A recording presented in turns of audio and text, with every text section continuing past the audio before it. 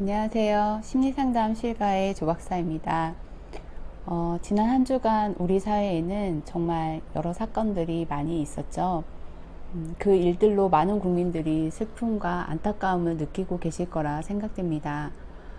제가 말씀드리는 큰 사건이라는 건 서희초 선생님의 사망 사건과 또 신림역 칼부림 사건을 말씀드리는 것입니다. 상담을 하는 사람으로서 사람에 대해서 이해하고 또 사람의 마음을 돌보는 일을 하면서 살아가고 있는 저로서는 이런 사건이 있을 때마다 어떤 관점으로 이 사건을 바라봐야 하는지, 또 어떻게 이 문제 해결을 위해 노력해야 할지, 또 이러한 부분에 있어서 제가 기여할 수 있는 부분은 무엇일지에 대해서 고민을 하곤 합니다. 사실 아직까지 뾰족한 좋은 대안을 생각한 건 없지만 부모님들께서 우리 자녀들을 어떻게 양육해야 할지 이 부분에 대해서 오늘 함께 말씀을 나눠보고 싶어서 영상을 준비했습니다. 어느 라디오 시사 프로그램에서 서희초 사건과 관련해서 가장 큰 원인을 학부모의 악성 민원이라고 이야기를 하더라고요. 그러면서 학부모들이 그런 다양한 민원, 또 악의적인 민원을 제기하는 이유에 대해서 자녀의 수에 대해서 말씀을 하셨습니다. 자녀가 여러 명이라면 하나하나 신경 쓸 겨를이 없을 텐데 하나인 경우가 많다 보니 모든 에너지, 열정을 그 자녀 한 명에게 오로지 사용한다는 것이죠. 저도 이 부분에 대해서 일부 동의하는 부분도 있습니다. 하나 둘 낳은 자녀이기 때문에 그 무엇보다도 소중하죠. 물론 셋 넷이라고 그 자녀들이 덜 소중하다는 건 절대 아닙니다. 그렇지만 하나라면 상대적으로 더 많은 기대와 더 많은 관심, 그리고 에너지를 쏟을 수 있다는 것을 말씀을 드리는 것입니다. 하나 둘 뿐인 내 자녀 정말 잘 기르고 싶으시죠? 성공적인 자기 삶을 살아내는 자녀로 키우고 싶으실 것입니다. 그렇다면 먼저 가장 중요한 거, 내 자녀에 대해서 멀리 보는 눈을 가지시기를 부탁드리고 싶습니다. 이 영상을 지금 보고 계시는 부모님들의 자녀는 몇 살이실까요? 초등학생, 중학생, 고등학생, 혹은 유치원생, 그 아래 유아들 아주 다양하실 거라고 생각이 됩니다. 지금 현재 우리 아이 나이대에 맞는 적절한 교육, 이것도 아주 중요하고 꼭 필요한 행동입니다. 하지만 더 멀리 우리 자녀들이 성인이 된 이후의 삶에 대해서 생각해 보시고 아이들의 삶에 대한 목표를 설정해 보시면 어떠실까요? 이 말씀은 무슨 말이냐면 우리 아이들이 배우고 익힐 수 있는 기회를 주면서 키우라는 말씀을 드리는 것입니다. 저희 첫째 아이가 유아기 때 마치 저는 딸아이를 제 인형처럼 생각을 하면서 키웠습니다. 그래서 인형놀이를 하듯 제가 뭐든지 제 뜻대로 했었죠. 한창 자율성이 발달한 시기에 옷도 제가 골라준 옷만 입게 하고 신발도 마찬가지였습니다. 그러다가 초등학교에 입학하고 나서부터 이제 네가 알아서 해 라고 제가 했었습니다. 유아기 때 입고 싶은 옷을 입겠다고 할 때 안 된다고 하던 엄마가 어느 날 갑자기 네가 입고 싶은 옷을 골라 입어, 그것도 계절에 맞는 옷으로, 또 색상과 디자인도 잘 맞춰서 입어보라고 요구를 하는 것이죠. 저희 아이가 이런 엄마의 기대에 과연 부응할 수 있었을까요? 때로는 이상하게도 입어보고 또 날씨에 맞지 않게도 입어보면서 이런 옷은 적절하지 않구나, 이런 옷은 정말 탁월한 선택이었어, 이런 것들을 배울 기회를 박탈당한 저희 아이가 8살이 되었다고 어느 날 갑자기 옷을 그럴듯하게 매칭해서 입을 수 있을까요? 우리는 아이가 크면 당연하게 그리고 아주 자연스럽게 잘 해내리라는 착각을 하는 경우가 굉장히 많습니다.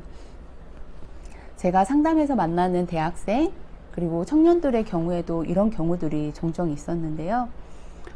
대학 입학 때까지 모든 것을 부모가 생각하고 또 정보를 알아봐서 아주 친절하게 안내를 해줍니다. 네, 물론 때로는 강압적인 안내가 되기도 하죠. 그렇게 부모가 시키는 대로 또 내가 뭘 원하는지도 딱히 모른 채로 내가 좋아하는 게 있을지라도 때론 다 무시를 당하면서 네, 그런 상태로 이제 대학에 입학을 하게 됩니다.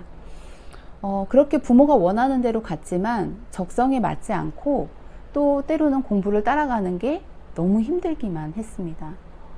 부모들은 이런 성인이 되었으니 이제 자녀들 너희가 성인이 되었으니 네 앞가림은 네가 해야 한다고 말을 합니다. 제대로 잘 해내지 못하니 아들들의 경우는 네, 군대에 다녀오라고 합니다. 군대 다녀오면 좀 속을 차리겠지. 군대에 다녀온 이후에도 이 자녀들은 여전히 세상이 두렵기만 합니다. 뭘 해야 할지, 어떻게 살아야 할지 굉장히 막막해 합니다. 부모들은 그런 자녀를 보면서 또 답답해하고 이거 해볼래? 이거 해볼래? 네, 이렇게 또 몇 가지 대안을 던져주시죠. 그러나 작은 것도 스스로 결정해보지 못한 이 아이들, 예, 비록 나이는 성인 나이가 되었지만 자기 앞가림을 제대로 할 수 있을까요? 아이들이 학교를 통해 가정보다는 네, 이제 더 큰 사회를 만나게 됩니다. 어린이집, 유치원 선생님들에 비해서 학교 선생님들은 부모님이 느끼실 때 많이 친절하거나 부드럽지 않으실 수도 있습니다. 네, 물론 친절하고 부드러운 선생님도 많이 계시죠. 그렇지만 어떻겠습니까? 네, 우리 아이들이 앞으로 만나야 할 사람들이 모두 어린이집, 유치원 선생님들처럼 친절하고 따뜻하고 부드러운 사람만 있는 건 아니지 않습니까?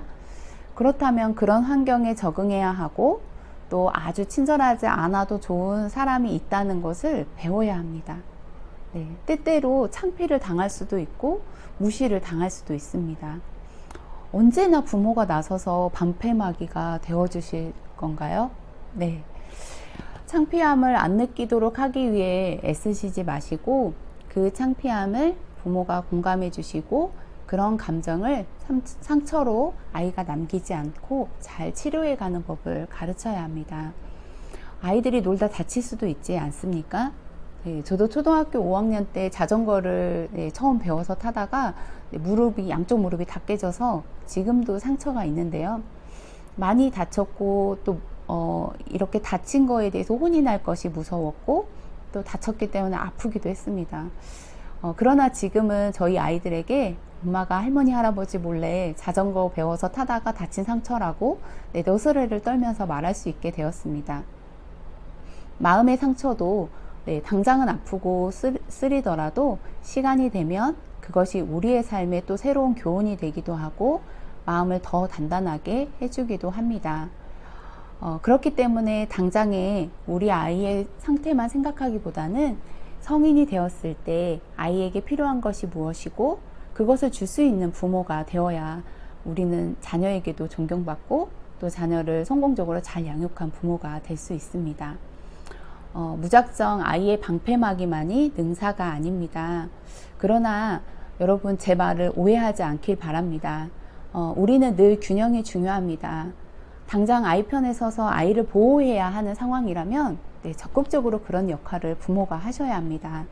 그러나 아이가 받은 상처가 마음 아프고 속상하지만 그 또한도 우리 아이가 살아가면서 겪어내야 할 어떤 일정한 부분이라면 그때는 무조건 해결사가 되어 주시기보다는 그런 역경과 아픔도 이겨낼 수 있는 용기를 주시고 아이 마음을 헤아려 주시는 편이 더 현명하다고 생각합니다.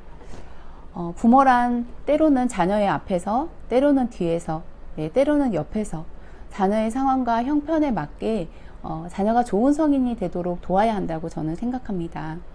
지금 나의 자녀 양육 방법이 너무 앞서 있는 건 아닌지 혹은 너무 뒤처져 있어서 아이의 힘겨움을 보지 못하고 있는 것은 아닌지 한번 돌아보시는 시간이 되셨으면 좋겠습니다. 그리고 순간순간 자신을 점검해 보신다면 분명히 여러분은 좋은 부모의 역할을 잘 해내시리라고 믿습니다. 네, 지금까지 여러분의 행복한 삶을 응원하는 조박사였습니다. 감사합니다.